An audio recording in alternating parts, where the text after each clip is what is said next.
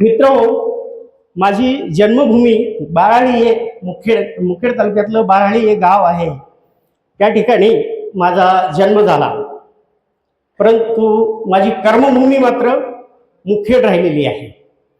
कारण 1ली ते 4थीपर्यंत माझं शिक्षण बाराळी गावामध्ये झालं आणि तिथून 5वी ते 10वीपर्यंत माझं शिक्षण या मुखेड शहरामध्ये झालं.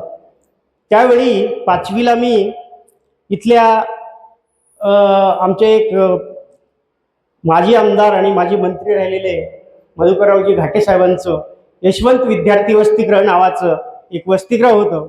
त्या वसतिगृहामध्ये मी 5वीला दाखल झालो आणि इथल्या जिल्हा परिषद शाळेमध्ये मी 5व्या इयत्तेमध्ये दाखल झालो आणि 5वी ते 10वीपर्यंतचं माझं शालेय शिक्षण जिल्हा परिषद हायस्कूल मुखेड येथेच झालं. परंतु मित्रहो, मला सांगायला अभिमान वाटतो की हे जे माझं शालेय शिक्षण झालं हे कशा पद्धतीने झालं हे आपणाला सर्वांना सुपरिचित आहे.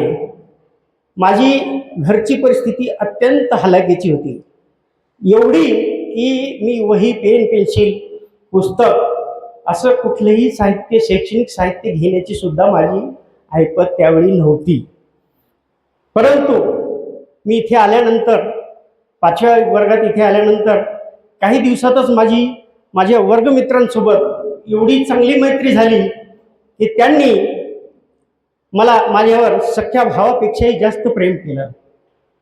मला जी वस्तू लागेल, एखादी सरांनी सांगितलं की अरे उद्याला ही नोटबुक लागणार आहे, उद्या ड्रॉइंगचे पुस्तक लागेल, एखाद्या ड्रॉइंगचं नोटबुक लागणार आहे किंवा एखादी सायन्सची वही लागणार आहे, तर मी वर्गमित्रापैकी एक जण उभं राहायचं की मी माधवसाठी मी ती वही आणणार किंवा ते ड्रॉइंगचं बुकलेट आणणार किंवा एखादी कलर पेन्सिल बॉक्स आणणार.